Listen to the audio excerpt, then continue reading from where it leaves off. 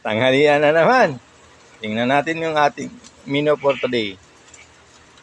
Guys, yung natin menu for today, gigisang togi. Yan, favorite ng bunso ko yan guys. Din may kasamang repolyo, carrots, at saka yung Baguio beans. Yan, magkahalo isa niyan ito. Tapos yung mga kasama niya pampalasa, yan, yung giniling sa tokwa.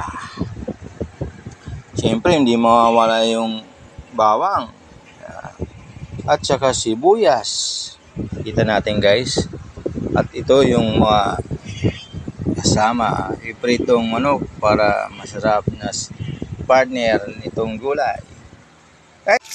Yan na guys, iprito na yung ating manok.